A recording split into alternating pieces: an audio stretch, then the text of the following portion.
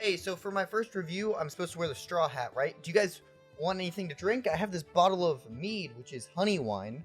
And it's perfect because honey, beehives, we might be going to the Hachinosu, and mead is from the north, which Elbaf is based on, where we also might be going next. That's right, 1071 had a ton of developments, and I'm going to go over all of them. So, very first thing that happens in this chapter is already wild. Kuma is bolting through the air at supersonic speeds and arrives at the Gondola Gate, which we saw at the Reverie. It's the little lift that takes you up to the top of the Red Line and to Marijois. And he's looking at the giant world government symbol. He's like, alright, I'm gonna break this. And immediately when I saw that, I was like, oh my god, is he gonna do what the Iron Giant did 200 years ago? I think that's a legitimate possibility. I have some notes here. These are kind of like thoughts I had during the chapter. Maybe Vegapunk was able to tap into the energy all around us, and like that somehow resonated with the science in Kuma, or maybe that energy is containing a signal from the ancient kingdom, right? Maybe the ancient signal is like, hey, you need to go attack this every, loop. Let's just call it 200 years. So, hey, every 200 years, the signal maybe goes off, and if there's a suitable receptor for the signal, which maybe Vegapunk reverse engineered into Kuma, oh, maybe we're onto something. That's why Kuma is there instead of going to help Bonnie, which a lot of people thought, he might be going to help Bonnie or the Seraphim. This also could tie back to the theme of history repeating itself with, the return of Joy Boy, the second coming of the Pirate King, and, anything else. Although, I don't know if that's a theme that's, as present. It kind of just occurred to me during this chapter of maybe history repeating itself is a thing that Oda wants to do. But that one, I'm really shaky on. So Vegapunk has another ally on the island somewhere that he asked for help. And I feel like we all should have probably seen this coming, but we probably got distracted by the fact that there were 7 satellites. We're like, he's Vegapunk, he doesn't really need help. But I don't think it's another member of his science team. No. They specifically mention in the chapter that the Vega Force 1 can only fly around the island. Very important. Because when they say the ally is willing to help, and they're very hesitant to ask him, mind you. One of the satellites is like, no, are we sure we want to ask this person for help? They say, oh, it'll be easy to escape now that we have him helping us. They don't name the ally either, which is why I think it's a character we already know, instead of just dropping a new name and we're like, okay, who's that? What if it's Shiki? They specifically say if he helps us here, he'll have nowhere to hide from the government. Period. What if Shiki touches the Vega Force 01 and they're able to fly away, or, hear me out, to the moon, where Enel is? I don't think that's the next step because of what happens later, and what I said in the intro. The Hachinosu and Elbaf are both on the table right now. So I don't think we're going to the moon like a lot of people thought we might. Plus, another note on the idea of it being Shiki. Oda might find it funny. Vegapunk and him both have really long and bizarre heads. And they both have an object that's been cut in half on the top of their head, with Shiki being the wheel, and with Vegapunk being the little apple satellite thing. However, we don't know if that design for Shiki is canon, because the clone fruit user in Wano didn't have that on their head, but maybe they met Shiki before it. And I don't believe he had the wheel in his head during Chapter 0, which is the definitive canon thing that defines Shiki. Which is also why we know his fly fruit is canon, although I'd need to reread it to be 100% sure on that. So take that with a grain of salt. Finally, this could actually tie Vegapunk back to rocks if he has a tie to Shiki already.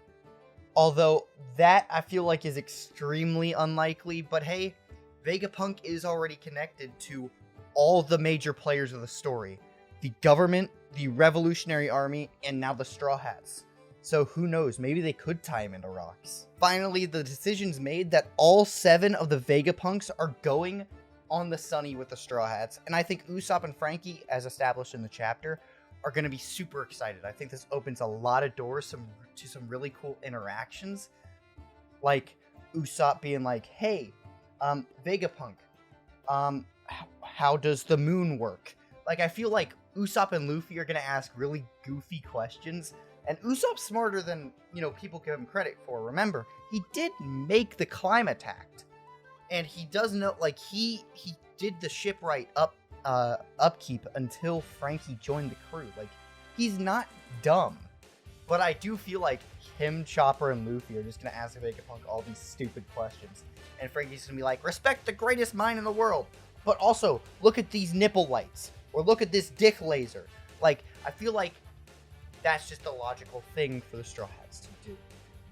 Plus, the closer Sanji gets to stand to Lilith, the happier our man will be. And with 7 extra bodies on the Sunny, it's going to get a little cramped. Now, Luffy's back to normal, and he and Bonnie are running towards Vegapunk. They meet up with the rest of the Straw Hats, but then poof, Vegapunk gets snatched up by Bonnie without anybody noticing, and they're off. I definitely feel like this arc is going to be a little longer than I originally expected, but not as long as other people seem to be hyping it up to be. Alright, and this is where we get to the craziest part of the chapter. So Kaku gets the big brain idea to attack the Sunny, because for a split second, the defenses go off for the Frontier Dome, which might play into the traitor theory, but I don't know if I buy any of the punks being a traitor yet, unless it's been confirmed and I just forgot. The funny thing about Kaku deciding to attack the Sunny is that Zoro's asleep there, right? And we know Zoro. My man, 3 Swords style, big dick energy Zoro. Wakes up from his little nap, is like, hey, who's interrupting my beauty sleep? Draws his sword as he's like scratching his head like he just woke up. And blocks Kaku's shot. The shot is awesome. It's like, but Kaku is freaking out. He's like, you can see the sweat. He's like, oh, Zoro's here.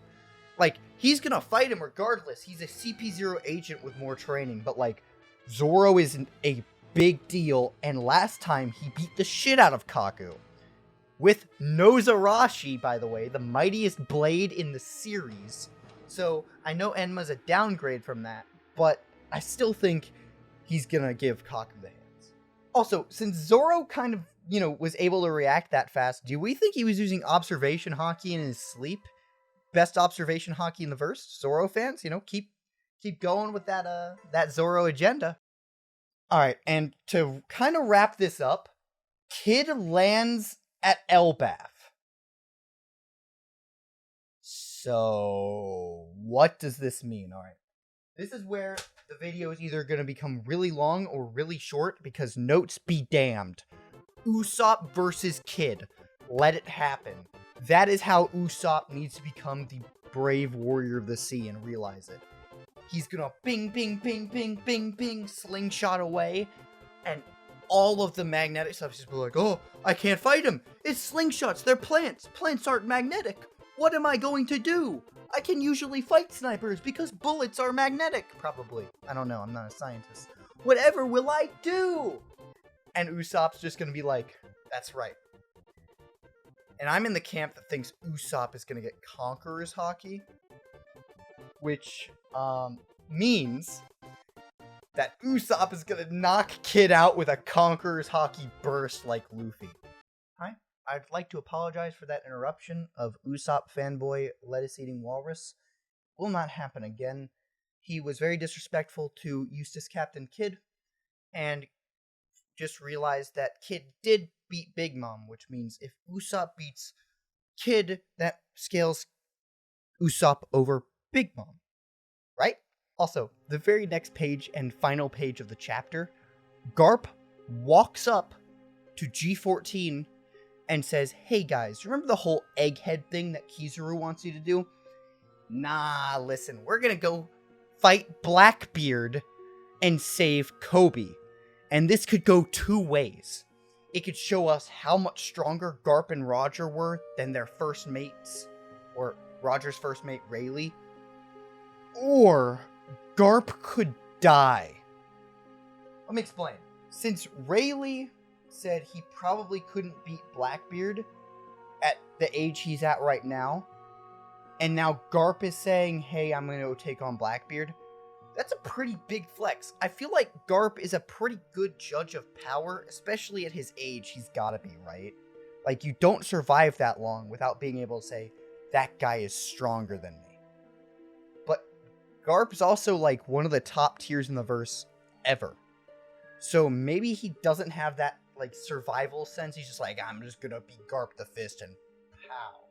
Like, I definitely think he would have taken Akainu if Sengoku didn't hold him down at Marineford. But, like, an enemy that Rayleigh can't defeat, and Rayleigh was going 1v1 against Kizaru. You know what I mean? Like, that definitely seems to cement the idea that Blackbeard is over the admirals, at least. Obviously, I don't think he's over Shanks, but that's because I'm a Shanks fan. And the last thing I'm going to touch on is that this might seemingly confirm that Garp is the leader of Sword, because he directly talks to the members of Sword, minus Prince Groose, and is like, hey guys, I know Kizaru gave you that order, but, like, it's Kobe. And just the fact that he's going to the base where Sword was having its meeting, and he's actually directly interacting with them, I feel like is a sign that he is actually the leader of Sword. But hey, that might just be my agenda. Agenda pushing is quite rampant in One Piece, and I just want everybody to remember, it's a story. But it's a story where Usopp could beat Kid. So if you liked what you saw, go ahead and subscribe, like the video, tell me what I need to improve on in the comments, and yeah, thank you for watching. I've been Lettuce Walrus. Have a wonderful rest of your day.